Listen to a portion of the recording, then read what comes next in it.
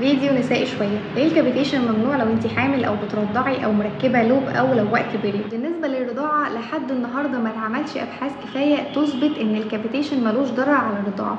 فطالما ما اتعملش ابحاث كفايه تثبت ان مفيش ضرر، مفيش دكتور يقدر يغامر ويجرب الكافيتيشن على واحده بترضع، لان ممكن يكون ليه اضرار.